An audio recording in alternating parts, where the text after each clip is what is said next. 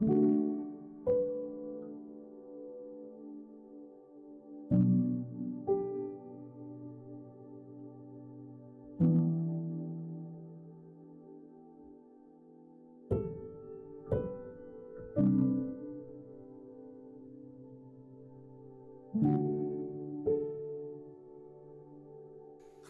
is risen. He is risen indeed. Alleluia. Dear brothers and sisters in Jesus Christ, in the coming 3 days, we want to reflect on the graces given by the Holy Spirit in order to help us to grow in holiness and to serve the community. These graces are divided into three distinct groups: the gifts of the Holy Spirit, the fruits of the Holy Spirit, and the charisms of the Holy Spirit. Often, we don't make a distinction between these three groups and refer to all of them as gifts of the Holy Spirit. Yes, it is true, they are all gifts of the Holy Spirit, as they are given to us freely by the Holy Spirit. But because they play slightly different roles in our spiritual life, we shall differentiate between them and deal with them separately during these days. The 7 gifts and the 12 fruits of the Holy Spirit are given to us more for our personal growth and for our personal spiritual development. The charisms, on the other hand, are given for building up the body of Christ, for serving the community. The greatest gift of God to us is the Holy Spirit, as it is indicated to us in John chapter 4 verse 10. And when the Holy Spirit comes to us, He gives us other spiritual gifts. The 7 gifts of the Holy Spirit are wisdom, understanding, counsel, fortitude, knowledge, piety, and the fear of the Lord. These are sometimes called the Isaiah gifts because they are mentioned in the book of Isaiah, chapter 11, verses 2 to 3. These are the gifts given to the Messiah. So, they in their fullness are found in Jesus Christ. Let us read the text of Isaiah. There shall come forth a shoot from the stump of Jesse, and a branch shall go out of his roots. And the Spirit of the Lord shall rest upon him, the Spirit of wisdom and understanding, the Spirit of counsel and might, the Spirit of knowledge and of the fear of the Lord. And his delight shall be in the fear of the Lord.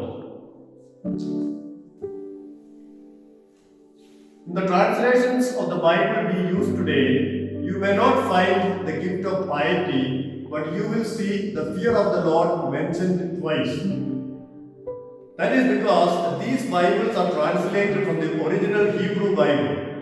So if you count the gifts there, you will find there are only 6 of them because the fear of the Lord is repeated. But those who translate from the Greek Bible and the Latin Vulgate will mention piety and the fear of the Lord once. So if you count the gifts there, you will find that there are 7.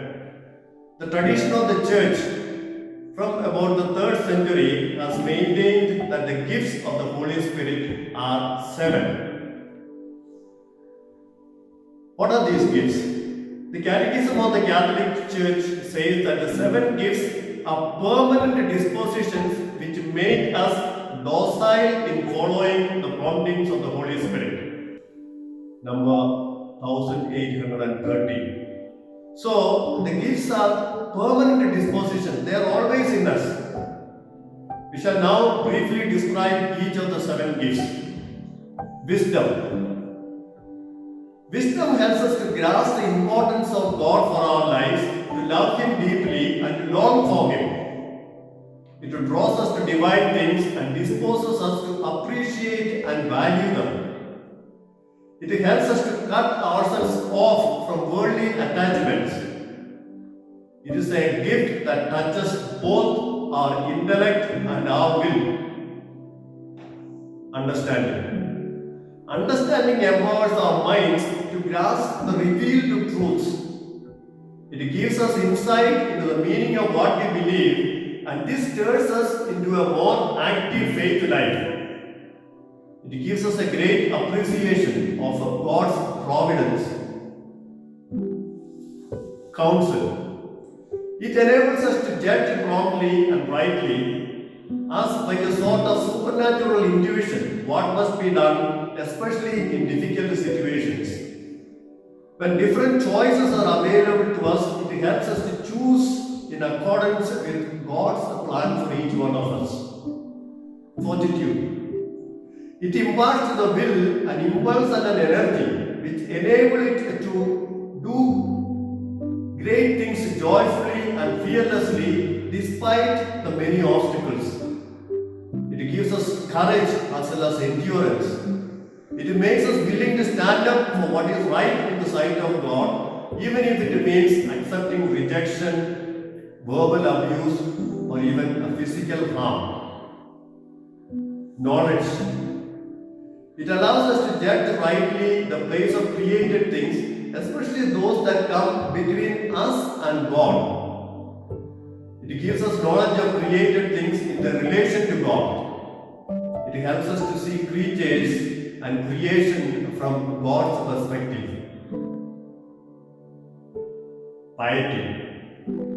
It gives us the ability to worship in spirit and in truth by instilling in us deep respect, reverence and affection for God the Father, for Jesus, and for our Blessed Mother. It inclines us to love others, our brothers and sisters, as images of God and as children of God. It gives us a desire for everything that is spiritual. Fear of the Lord. It gives us a profound respect for the power and magnificence of God. It gives us a feeling of amazement before God. It makes us aware that our true happiness is in Him. So it makes sin disgusting to us because it offends God and separates us from God. It gives us a hope in the power of God's help. According to St. Thomas Aquinas, 4 of these gifts, namely wisdom, understanding, knowledge, and counsel, direct our intellect, while the other 3 gifts, fortitude, piety, and fear of the Lord, direct the will towards God. These gifts are related also to the 3 theological virtues, namely faith, hope, and love, and the 4 cardinal virtues, prudence, justice, fortitude, and temperance. What is the difference between virtues and gifts of the Holy Spirit? The virtues operate under the impulse of human reason, whereas the 7 gifts operate under the impetus of the Holy Spirit. Virtues are like a child walking with the mother holding the child's hands. That means the child needs to walk, make an effort, and to walk.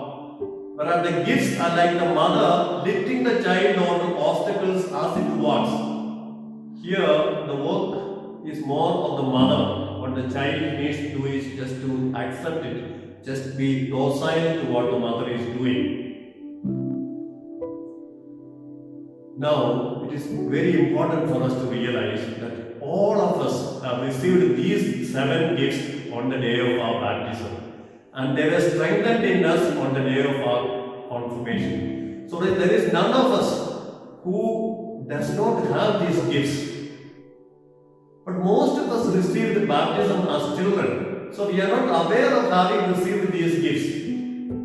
Now, if you do not unpack and use the material gifts that we receive, those gifts will have no impact on our lives. So also the 7 gifts of the Holy Spirit, they have been given to us on the day of our baptism, and they have been remaining in us from the day of our baptism.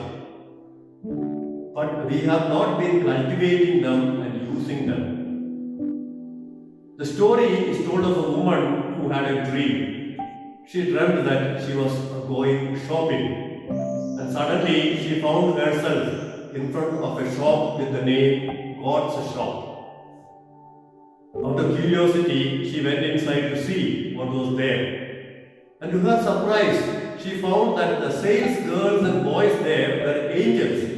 So she asked them, "What do you sell here?" They said, "We sell all spiritual things here." So the woman thought for a while and said, "Okay, give me 5 kilos of love, 3 kilos of patience, and 1 kilo of justice."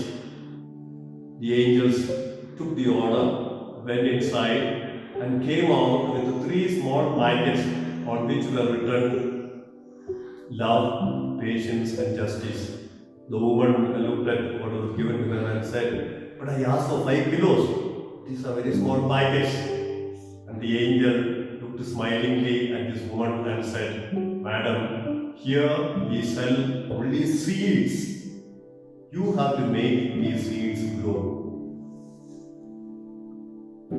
The 7 gifts are in us as seeds given on the day of baptism. We need to make them grow in us. How can we do that? First, pray daily to the Holy Spirit for the 7 gifts and that these gifts may bear fruit in our lives. Second, become more docile to the Holy Spirit through the reception of the sacraments, through the reading of the Word of God. Third, practice the virtues. And fourth, examine and see whether you receive or reject the daily promptings of the Holy Spirit. If we have the tendency normally to reject the promptings of the Holy Spirit, tell sorry to the Holy Spirit and make sure that from now we make an effort to act on the promptings of the Holy Spirit.